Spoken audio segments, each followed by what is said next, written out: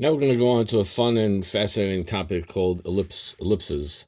Um, so the equation of ellipse is x squared over a squared plus y squared over b squared equals 1. And when you graph this, you're going to get something like this. It's like a circle, but it's like sort of stretched out or squished, whichever way you want. You can say it's stretched out horizontally, you can say squished vertically, whichever way you want to, tomato, glass half empty, glass half full, you know what I'm saying? Anyway, let's see an example of what this actually would look like. And of course, bear in mind that I'm the worst artist in the world. So I have x squared over 4. Now 4 is 2 squared. That's why the x value goes to 2, not 4. And y squared over 9. Now 9 is 3 squared. That's why the x value goes to 3, not 9. Let me rewrite that. See, 4 is really 2 squared, and 9 is really 3 squared. That's why that goes to 2, and the y goes to 9. So whatever's under the x, that's where the x-axis goes. Whatever's under the y, that's where the y-axis goes to. Let's look at another example.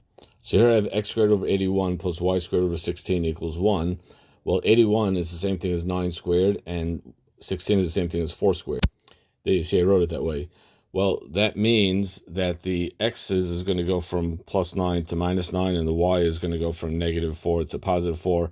And then I did the best job I could drawing a nice... The ellipse, of course, should be smoother. Again, I'm not a great artist. I think you all knew that. We've established that fact. Let's look at another one over here.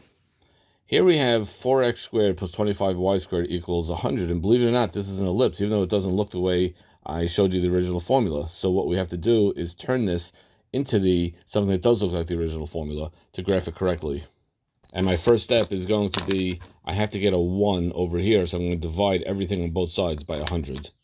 But when I divide by 100, 4 divided by 100 is the same thing as 1 over 25 that reduces, and 25 over 100 is really 1 over 4.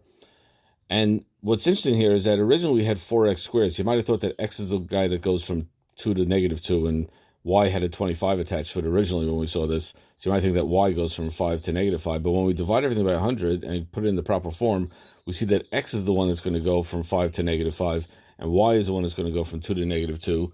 And if we come down here, we have x is going from 5 to negative 5, y is going from 2 to negative 2.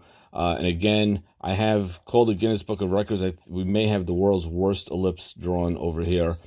But you know what? Even though I'm a horrible artist, that's the beauty of math, is I could still get the exact points based on my equations and formulas. So that's one of the cool things. Even though I'm bad at drawing, but the math helps me get a certain level of precision. My problem is getting all the points in the middle. Now, if I do want to get those other points, let's say, for example, I want this point right there when x equals 3. So what does y equal? Well, I could just take x equals 3 and plug that into the original equation. Well, actually, this is not the original equation. It's the modified equation. But it doesn't matter. So I'm putting in x equals 3. And now I bring the fractions over. I get y squared equals 64 over 25. It's just little fractions. And that tells me that y is equal to plus or minus 8 over 5, which we all know is plus or minus 1.6. So if x equals 3, y is going to be positive 1.6 and negative 1.6. What does that mean? It means that on my ellipse, when x equals 3, that's y, and that value is positive 1.6. And here, the y value is negative 1.6. So each x actually winds up having two y's attached to it, which, yes, this is not a function. It fails a vertical line test, but it's an ellipse, and that's beautiful. I also want to say that it's not always going to be, we happen to get all rational numbers for everything here. That's not always going to happen. Sometimes you get irrational square roots things, but it's fine. As far as just be aware that happens sometimes. Not a big deal. It's just the way it is. The point is that I could with precision calculate every point on this ellipse if I wanted to, but this is the rough drawing of what it looks like. And as I'm looking at it, it's starting to be more beautiful to me. That's called cognitive dissonance.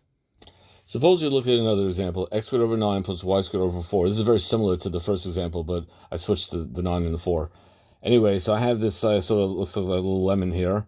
X goes from 3 to negative 3, and y goes from 2 to negative 2, and that's my ellipse. Suppose I want to have the same ellipse, but instead of drawing it over here, I want to draw it.